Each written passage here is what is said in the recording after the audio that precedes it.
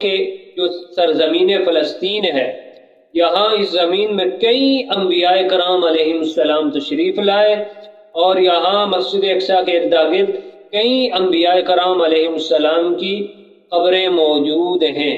یعنی سرزمین فلسطین نے بالخصوص مسجد اقصی نے نبی پاک صلی اللہ تعالی علیہ وسلم کے قدموں کے بوسے لیے۔ سیدنا حضرت داؤد علیہ السلام کے صاحبزادے سیدنا حضرت سلیمان علیہ السلام نے مسجد اقصی کی نئی تعمیر مکمل کروائی۔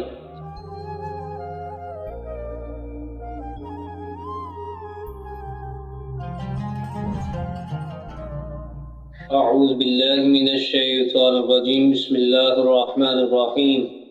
سبحان الذی اسری بعبدہ لیلا من المسجد الحرام الى المسجد الاقصی، صدق اللہ العظیم۔ ناظرین، آج آپ کے سامنے یہ بیان کیا جائے گا کہ سرزمین فلسطین یہ کئی انبیاء کرام علیہ السلام کا مسکن رہی۔ کئی انبیاء کرام علیہ السلام سرزمین فلسطین میں تشریف لائے اور اس زمین کو انہوں نے مسکن بنایا۔ سب سے بڑھ کر کہ اللہ تعالیٰ نے قرآن مجید کے اندر مسجد اقصی کا ذکر فرمایا۔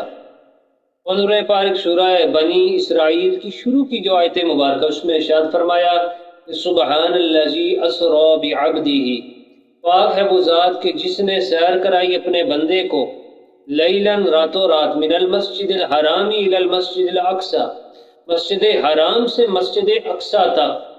یعنی نبی پاک صلی اللہ تعالی علیہ وآلہ وسلم سفر معراج میں یہاں مسجد اقصی تشریف لائے تو آپ نے 1,24,000 کم و بیش انبیاء کرام اور رسولوں نے اس جان کی امامت کروائی۔ یعنی سرزمین فلسطین نے بالخصوص مسجد اقصی نے نبی پاک صلی اللہ تعالی علیہ وآلہ وسلم کے قدموں کے بوسے لیے۔ اس کے علاوہ دیگر انبیاء کرام علیہ السلام جن میں سیدنا حضرت ابراہیم خلیل اللہ علیہ السلام، آپ ہجرت فرما کر یہاں سرزمین فلسطین میں آئے اور آپ نے اس زمین کو اپنا مسکن بنایا، آپ یہاں رہے۔ سیدنا حضرت موسیٰ علیہ السلام یہاں تشریف لائے۔ فرعون کی ہلاکت کے بعد حضرت موسیٰ علیہ السلام نے بنی اسرائیل کو جہاد کرتے ہوئے بیت المقدس کے جو ارد گرد کے علاقے ہیں وہاں داخل ہونے کا حکم دیا، لیکن انہوں نے بزدلی دکھائی اور نافرمانی کی، جس پر اللہ تعالیٰ نے انہیں ذلت اور رسوائی کی سزا میں مبتلا رکھا۔ اور سیدنا حضرت داؤد علیہ السلام اور سیدنا حضرت سلیمان علیہ السلام نے اپنی بادشاہت میں بیت المقدس کو دارالحکومت بنایا۔ سیدنا حضرت داؤد علیہ السلام کے صاحبزادے سیدنا حضرت سلیمان علیہ السلام نے مسجد اقصی کی نئی تعمیر مکمل کروائی۔ سیدنا حضرت سلیمان علیہ السلام کا جب وصال ہوا تو آپ کا مزار بھی یہاں ہی بنا۔ مسجد اقصی کے ارد گرد کئی انبیاء کرام علیہ السلام کی قبور موجود ہیں۔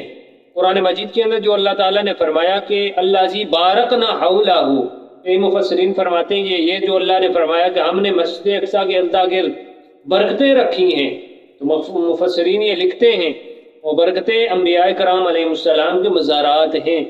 جہاں نیکوں کی انبیاء کرام علیہ السلام کی قبور ہوتی ہیں وہ جگہ بھی نور علی نور ہوتی ہے۔ اللہ تعالیٰ اس جگہ کو برکت والی جگہ قرار دیا۔ سیدنا حضرت سلیمان علیہ السلام کے وصال کے بعد بنی اسرائیل بدعمالیوں کے اندر مبتلا ہوئے تو ان پر بخت نصر بابل کا جو بادشاہ تھا وہ مسلط ہوا۔ اس نے بیت المقدس پر قبضہ کر لیا اور یہاں اس نے بہت زیادہ تباہی مچا دی۔ اس نے قتل و غارت کی، مسجد اقصی کو بھی اس نے خراب کیا۔ اسی دوران انبیاء کرام علیہ السلام کے تبرکات والا جو صندوق تھا جسے تابوت سکینہ کہا جاتا ہے سورہ بقرہ میں جس کا ذکر ہے، وہ بھی اس دوران غائب ہو گیا۔ اسی طرح پھر 7ویں صدی عیسوی کے آغاز میں ہی روم کے بادشاہ ہرقل نے یہاں پر قبضہ کیا اور پھر وہ بھی یہاں حکومت کرتا رہا۔ ایک لمبے عرصے تک ایران اور روم کی جنگ یہاں بیت المقدس پر حکومت کے لیے ہوتی رہی۔ اس دوران نبی پاک صلی اللہ تعالی علیہ وآلہ وسلم نے اعلان نبوت فرما دیا اور قرآن مجید کے اندر یہ غیبی خبر دی گئی کہ رومی غالب آئیں گے، اولی بات روم، تو اسی طرح ہوا رومی غالب ہوں گے۔ تو اس سے یہ معلوم ہوا کہ جو سرزمین فلسطین ہے، یہاں اس زمین میں کئی انبیاء کرام علیہ السلام تشریف لائے، اور یہاں مسجد اقصیٰ کے ارد گرد کئی انبیاء کرام علیہ السلام کی قبریں موجود ہیں۔ وہ سرزمین جس نے انبیاء کے قدموں کے بوسے لیے، آج اس زمین پر قتل و غارت جاری ہے، اور مظلوم فلسطینیوں کے خون سے وہ زمین، وہ مقدس اور پاکیزہ زمین، وہ خون سے رنگین ہو چکی ہے۔ اللہ تعالی مسلمانوں پر رحم فرمائے اور دین متین پر عمل پیرا ہوتے ہوئے صحیح معنوں میں شریعت مطہرہ پر چلنے کی توفیق عطا فرمائے۔ اللہ تعالیٰ مسلمانوں کو دینی غیرت کا مظاہرہ کرتے ہوئے جہاد کے متعلق بھی غور و فکر کرنے کی توفیق عطا فرمائے، کیونکہ جہاد کے اندر ہی مسلمانوں کے لیے زندگی ہے۔ اللہ تعالیٰ مسلمانوں نے دینی اور جہاد کا بھی جذبہ اللہ تعالیٰ مسلمانوں کو عطا فرمائے۔ وآخر دعوانا الحمد للہ رب العالمین۔